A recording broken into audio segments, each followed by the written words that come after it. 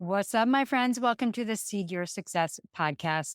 Now, if you're an entrepreneur, if you are building a life that you love, AKA hate that term, you've heard of 10X.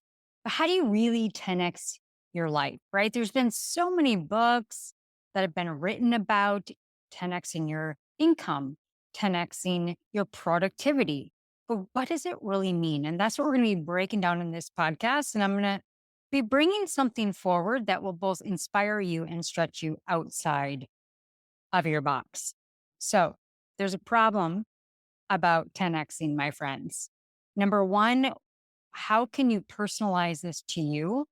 And how can we look at the opposites? To really understand, I really want to invite you in to looking at the polarity of both yin and yang. And you'll see what I'm talking about in future and past, and looking at the polarity of 10Xing. And so I'm really going to share this concept that is a very simple and easy way to walk away and change the way that you think about 10Xing your life. And we're going to start with principle. Now, the three components of 10X psychology, if you will, are identity, time, and future. And your identity comprises your story, your standards, your values, your beliefs, and it influences how you view yourself and the world, external world around you. That is your filter. And it also affects how you look at the future. And it's really essential to recognize that your past self doesn't define your present or your future self. I'm going to say that again. Your past self does not define your present and future. You have the power to shape the meaning of your past and use it as a tool for growth. We're going to halt right there for a second. And we get all of these new methodologies about there about healing trauma, energy, energetic medicine, somatic body experiencing. These are all tools. We have to fundamentally peel away and really look at from an objective view, a neutral space. But once you can get to that place where you can really look at the meaning of your past and use it again for growth. Some may call it post traumatic growth, whatever you want to call it. And regarding time, the traditional view was that this past projection is going to project out into your present and into the future. But a more accurate and useful perspective is that the present shapes the meaning of the past.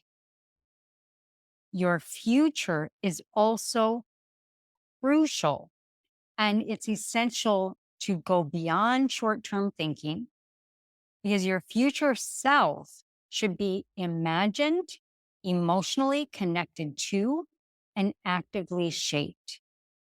So if we let your future self filter your present actions and thoughts, that's 10X thinking.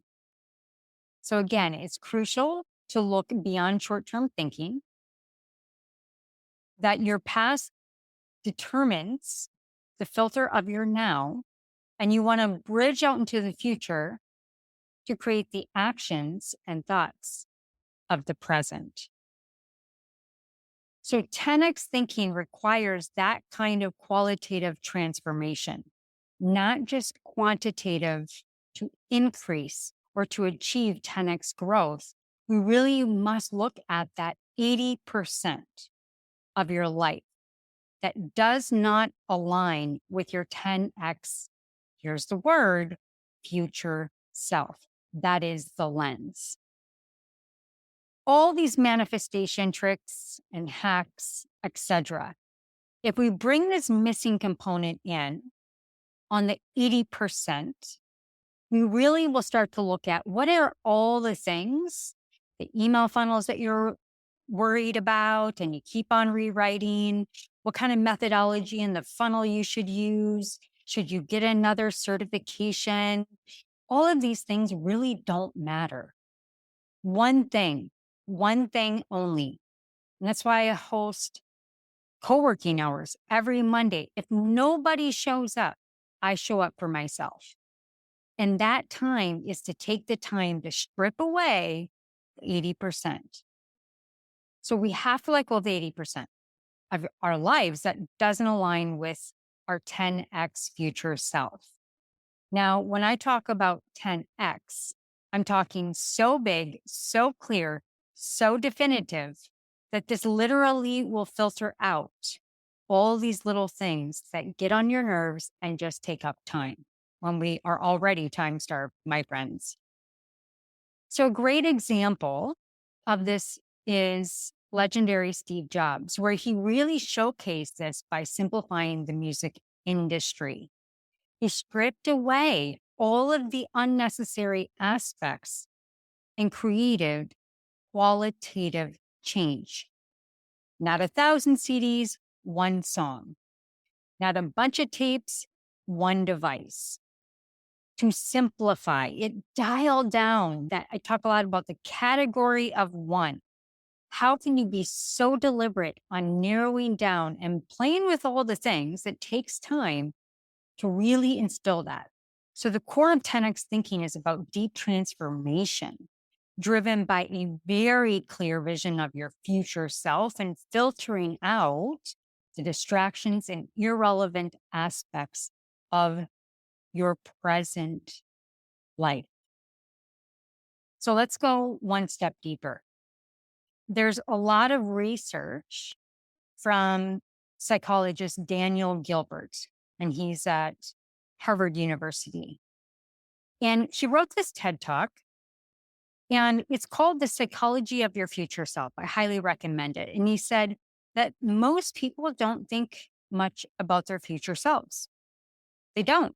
They fantasize, they feel a victim, and they shortcome themselves and what they're possible in their future. And so while we think about the future and we have these milestones, there's another fabulous author, Robert Greene. And he wrote The 50th Law. And he says that by our nature, as rational creatures, we cannot help but think of the future. And most people, out of fear, limit their views of the future and they narrow down that range. And that's where we go back to the principles, the past, the current identity. And we stop there and we try to push out to the future, but the tension on that 10x, that tension and that connection to the clarity and the relentlessness isn't strong enough to continue to pull us out versus trying to fix ourselves or go back and figure something that we haven't felt like we've overcome. It's a complete lie.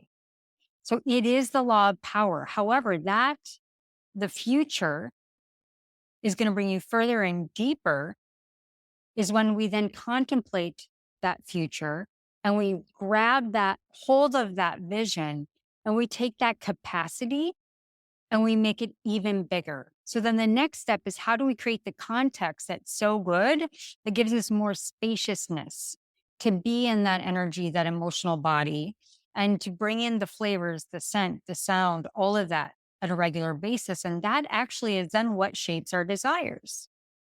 And so Dr. Gilbert found that just as most people project the past onto the present, they also project the past onto the future. And so that's where the narrowing snaps us out of our infinite possibilities to poke through those portals. That's why I do a lot of super conscious work. We have to get out of the field, out of this quantum, and entangle with the universe as a freedom in that open space.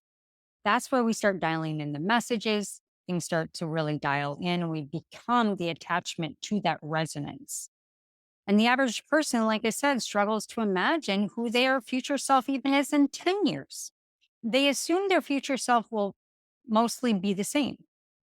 And that's the core issue, is that they figure the future self will just incrementally change and be the same. But here's a better approach. It's to really start thinking about your future self and imagining an impossible future self. I use the word impossible. Impossible goals are actually simpler and more practical because they force you outside your current frame of reference. And this is where I opened up and I said, I'm going to stretch you out of your box, going to bring you to the edge. And I want you to carry this with you all week, all month, all quarter.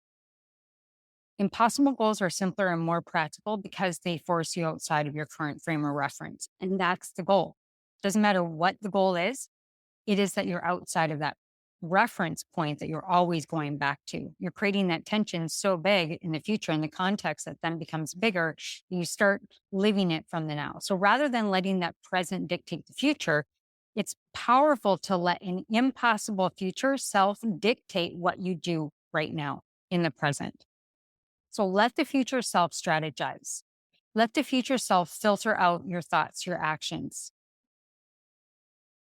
And then you progress from thinking to feeling and into a place of knowing. That's when it's somatic about your future. Emotionally accepting that your future self is so close that it doesn't feel and resonate at that distance anymore. Reach a place of knowing your future identity and operating from it. Have fun with it. Beliefs are nothing more than something that you believed over and over again.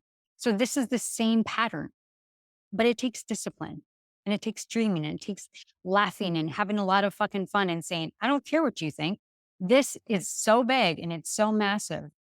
I'm living in it now. And I'm not talking about all this spiritual jargon. I'm not talking about manifesting. I'm not talking about wash and repeat what everybody tells you do on 10X or your future self. This is a message for you uniquely. And your past is always a draft, my friends.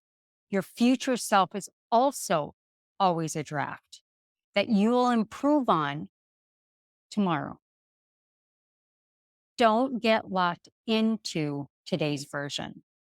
And if you have increasingly better past, that post-traumatic growth, right? How it made you stronger and you're increasing bigger and more purposeful future.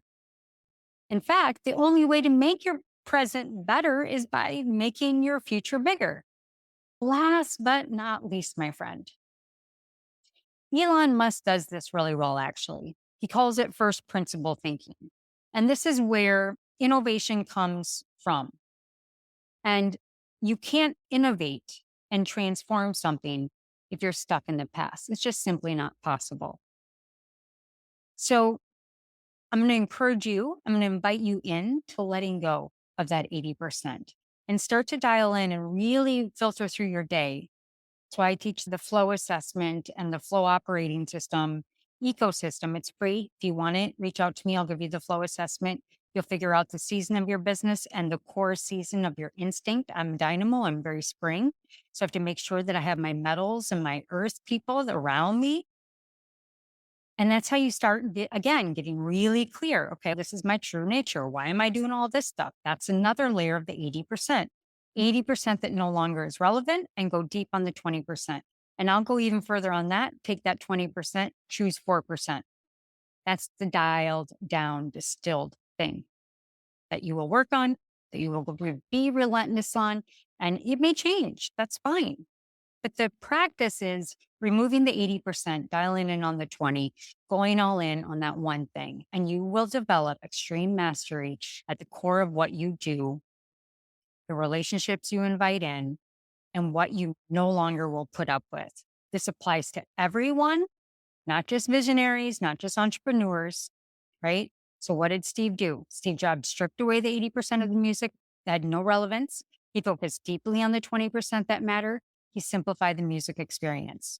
As a result, we all know we got the iPod, the ability to buy one song for 99 cents and carry thousands in your pocket. One device, one simplification process, one qualitative change, going from CDs to iPod. And that wasn't marginal change. It was a fundamental transformation in the industry, category of one. It's like going from a horse and a buggy to a damn car. And quite frankly, y'all know that flying cars are coming. Just saying right now. So to dial it in, because of this qualitative shift, there are now massive quantitative possibilities where music can now scale in totally different ways. And now we're seeing that with, that's right, AI. The AI accelerator that I created to not only get more leads based on attracting resonance with the right audience, but also transforming my life as an ADHD creator. I can hyper focus really well and distilling down and using AI as a mirror to my conscious intelligence. Now, if you're going to be in the fear and thinking that AI, just like Steve Jobs did with the music, how can you take AI and make a qualitative and quantitative change in your industry or in your life just using prompts? You want my prompt garden? Go and get my prompt garden. It has all of the best practices backed by one click. And that's a way I innovated my workflows as well as then gave it to others so they can private label it and use it themselves. So that's a quantitative and qualitative shift. And that's where change comes from, the curiosity and something so big that people that are scared of AI, that's fine. But I'm about showcasing the light and showing where we're going into the future so that other people aren't left in the dark. And so a qualitative transformation sets that stage, my friend, for your exponential and quantitative growth. Dial it in. If you need support or a coach, reach out. How do we become world-class entrepreneurs, achieve more by doing less? Because that's the ticket. It's too much. So I'm going to leave you with how this philosophy, again, can be applied to how I created the AI prompt garden and the AI accelerator to really help you take this concept and just re-imitate what Dan Perel says best. Imitate and then initiate what that is unique for you. So use the frameworks. AI, these prompts are here to help you take that 10x approach, not by sparkling new shiny objects, but to really give you the deeper insights of when you start creating your own AI infrastructures and workflow, you literally start growing the gray matter in your brain. And you will come up with these unexpected ideas and concepts that are in the flow of creation. And when you step into the AI prompt garden, if you're not already a subscriber to my Substack, you can go to the digital garden. I'll link that. You'll have access to the prompt garden. You can get it for $17. You have all the prompts, 30 and growing every week. And I take the best of the best from Vicky Bush and Justin Welsh and Dan Coe. And then I put them into a fundamental so that you can have Twitter threads based on sequences. You can have email funnels. You can have esoteric enealogy. They'll give you the number based on your name and share with you the different crystals and the different zodiacs and just so much richness of all the different variety, right? So this is an example of taking all of this stuff and then curating it to your niche or your desire or your problem, putting it in one AI prompt. You now productize your genius. And you can use it as a lead magnet. You can use it as a sequence of different tiny transformations for your clients. People want to get there and they want to get there fast. They don't want to work for it. They don't want to think for it. So you have to become the brain to help people get to their goals faster. And allow this to give you novel, unexpected ideas, spark creative insights that push you to reimagine any existing process, to simplify it down to that 2x, and then be disciplined at that 4% and live in that future and just continue this process over and over again. So that's how you 10x, my friends. Again, 10x psychology is around identity, time, and your future. It's making your future 10 times bigger and so big. And it becomes so much more simple when it's so big. You now can see all of the shit that's in the way that you need to clear out. So you can focus on the 20% of the essentials and then dial it down to the 4% of the one thing you need to do every day to live in that embodiment. So in summary, You can also grab the AI Prompt Garden or the AI Accelerator. It's a valuable tool to start pushing that thinking beyond typical human limitations and really generate those radical ideas, get more insights and solutions.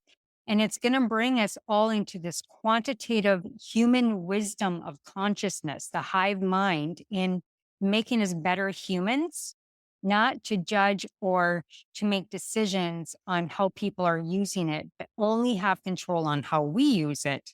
And it'll allow you to evaluate, refine, and implement those ideas responsibly and fast. So there you go, my friends. That's how you 10x. I hope you have a fabulous time bridging into your future this week, this month, and this quarter. If you need any support, please reach out. If you want support with the flow frequency and masterclass, it will help you define the season of your nature, your true nature, and your business. And then if you want the AI tiny prompts for big impact, tiny transformations, one click at a time, you just go ahead and reach out to me. All my love, all my light, and we'll see you on the next one.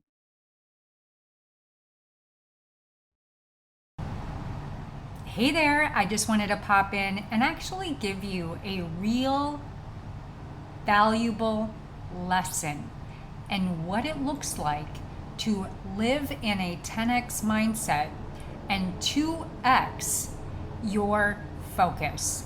Now, these videos are from Alex Hermozi, a multi-millionaire who shares his opinion on how to 2x your focus, your excellence, and your message so that you can leverage and compound your income. So enjoy these snippets, and thanks again for watching the episode. Divided by time. Plain speak. Output per minute of time. That is how you work faster. Which means that the hardest working man in the world can be objectively measured. That guy is the hardest guy working in the world. In 2022, he had $140 billion in net worth. For context, that's more than Bill Gates did his entire career in 1 year. Think about that for a second. And then next year, he did the exact same again. FYI, that's $2 billion a week. So output divided by time. There's the time, 1 year. There's the output. He's the hardest working guy. But doing more is capped by time and physical ability. How much you get, aka leverage, is uncapped. Fun fact, Warren Buffett took home $500 million in dividends last year from Coca-Cola as an owner. The CEO took home 50. He spent less time working on Coca-Cola than the CEO did. So, is he working harder? By the definition that we did, yes. More output. We've been playing the game wrong. If you want to outwork your competition, what you really should be doing is out leveraging them. So who gets more done? We got one person who does 100 calls a day, another person who does 100 calls a day. The guy who has more skill. One guy makes 100 calls, another guy makes 100 calls. The guy who's better on the phone gets more output. Okay, let's say they're equal skill. They're working 8 hours a day, making calls. Oh, I forgot to ask the question. Who gets more work done? There's the answer. The guy that has the automated dialer that keeps his talk time the highest. Same skill, same number of hours, and same automated dialer to maximize talk time. Who gets more work done? The guy who has the best list. Okay, they've got the same list, the same skill, same dialer, 8 hours a day. The guy who's calling to the right season, the right time of day. Who wants to be calling, selling shit during December if you're selling physical products? Who wants to sell on Black Friday? Of course, more leverage, same work, more output. Okay, let's say all this stuff's equal. Now who's even? All right, now we've got the same time of year, same list, same offer, same dialer, equal skill, 8 hours a day. Who's going to do it? It's got to be equal now, right? The guy who recorded his pitch and sent it to 10 million people. Now, to push this even further, what if the guy made 0 calls and didn't do anything? Who makes more against the best caller on earth? The guy who's got a team. He's got 15 dudes on the phone. I don't care how good you are. I have more people calling for me today while I'm on stage. Leverage. Pretty good, eh? So, this is a pure example of how to leverage your time. So, up next, let's go ahead and break it down a little bit more, and he'll share how the game is rigged and how you can come out on top. The game is rigged, and you've been playing by rules that do not exist. If you want to make more money, you need to get more for your time. You need more leverage. And this should make sense because we all trade time for money. And I can prove this to you. You spend time every second of your life. You receive money over the time that you are alive. So, money divided by time equals rate of output. We are all paid dollars per hour. The reason I'm specifically saying this to this audience is that y'all get fooled all the fucking time by passive income. It's not passive. It's less active, but it is not binary. It is not active or passive. It's how active is it? So if you make one trade in the stock market, all the time it took you to analyze the deal and every other deal you decided not to do, and then execute the trade and then raise the money and do all the other stuff, that is all the time that it took you to do that. Now, after that point, you have increasing returns per unit of time. Is this making sense? The point I'm making here is that time is the thing. We all have the same $24 in our wallet. It's about how we allocate them and what we get back for them, how well we trade. So, this next part, my friends, listen closely because as someone that maybe affinitizes with ADHD or is always chasing the next software or the next course or program, that is the thing as entrepreneurs to hit that peak level and get through glass ceilings. Pay attention. Boring and better gets you more for what you put in. Better is leverage. Now, imagine who here has a few businesses. It'd be really fucking hard to make that list, wouldn't it? There's too much shit. It's too much stuff to make the business, which means it becomes impossible, which means that's why you have to pick one, because there is so much stuff that has to be done to do one business right. Just do it right. If you do it right, you grow by default. It is a promise. Who here is like, I know I should be doing more email follow-up. I know I should be calling my leads within 5 minutes. Who here thinks that? Right? Okay, let me ask a different question. And if you did, raise your hand. Who here calls all your leads within 5 minutes? Okay, like 2 hands. You will triple your sales. Triple. Triple. Who wants to triple their fucking business? Triple. But sounds boring. Sure is. Got to implement a CRM. Got to get round robin set up. Leads got to come in. You got to figure out how call prioritization works between the team. That's boring. Makes you a shitload of money. That's how it works. Who's going to win? 2 different businesses. The guys who got the shit dialed. Better gets you more for what you put in. Thanks so much for hanging out with me, my friend. I hope you enjoyed those snippets from Alex Hermozi. Just genius. And remember, make your vision, your desire 10x so big that you have no other choice than to remove all of the excess. And as Alex showed us, the value of creating business is to grow in our insights, our skills, our education. And it really sets us up where the process of learning and personal growth is not separate from earning a living, but rather they are intertwined and mutually beneficial. All right, we'll see you on the next one.